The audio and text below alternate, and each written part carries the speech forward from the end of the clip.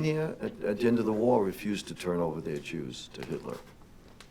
So it's just a telling statement of what happens and when, and why did they begin to drag their feet? Because they knew there would be an accountability, as it looked very obvious that Germany would lose the war, and these countries would have to explain what did they do with their Jews.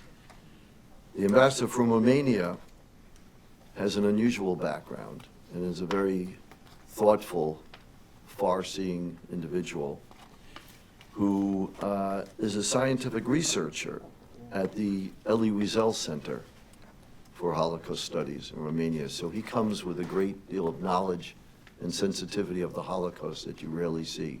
So we're grateful to have him. Thank you, Chairman, and thank you all for being here. It's very true, Romanian authorities have been deeply involved in killing the Jews in Romania during the war. And Romania, I think, has learned its lesson over the decades, and now it's a regional model in combating anti-Semitism and in also fighting against Holocaust denial.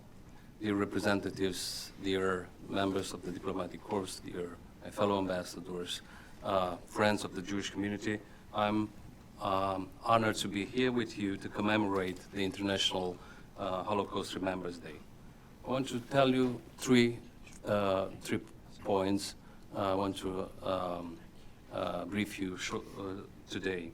So, of course, this date marks the 79th anniversary of the liberation of Auschwitz-Birkenau, a point of tectonic magnitude in the history of the world. And one of those who survived the camp of Auschwitz was Elie Wiesel. Elie Wiesel, famous Holocaust survivor, a Nobel Prize laureate, who was born in Romania in interwar period, and he helped make the memory of the Holocaust eternal, as President Ronald Reagan once said. And of course, our embassy is deeply involved in keeping Elie Wiesel's memory alive. I truly believe that human nature abhors a void, and I think it's also hard for us to grasp the nature of absolute evil. Many times we look for beacon of lights in the fog of evil, and I can now mention two wartime diplomats who stood on the right side of history even when our states failed to do so. So two Romanian diplomats are included in the law, in the bill we are discussing here. One of them was Constantin Caraja, a Romanian diplomat who was posted in Berlin from 1933 to 1941, and who saved 51,000 people from deportation and extermination. The other one is Florian Manoliu, who served as the Romanian embassy in Switzerland from 43 until 44. And he brought a document known as the Auschwitz Protocols after a trip to Hungary. The document represented the first direct testimony of the killings at Auschwitz-Birkenau concentration camp. Last but not least, I want to tell you one word about education. Romania became a role model in combating anti-Semitism, promoting the memory of the Holocaust, as I told you. And I think those who are here with us can attest to that. And the most recent step in this regard is that Romania made Holocaust education mandatory for all high schools and vocational schools. We're the only country in Europe doing so, and we're working on the first National Museum of History of the Romanian Jewry.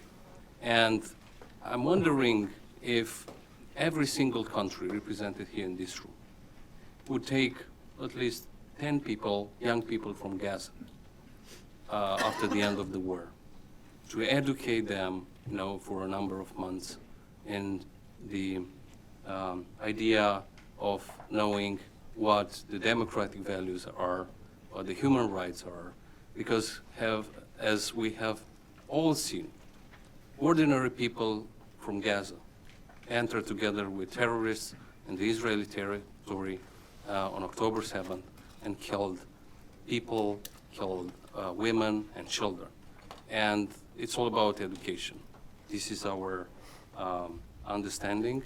And if we want to do something, to change something, we have to work on that. Thank you again all for being here. Thank you, Mr. Ambassador. Going back to October 7th, what makes this, out of so many reasons, so extraordinary and so traumatic for all of us is that, you know, Hamas attacked what is probably the poorest of Jews in Israel. That's why they're living on the border with Gaza. And the most pro-Palestinian of Israelis were living on the border with Gaza. You know, I think of Miriam Silverman, who would go to Gaza, would take Palestinian cancer patients and take them to Israeli hospitals to be treated for chemo and radiation. Didn't matter. Didn't matter. She was murdered just the same.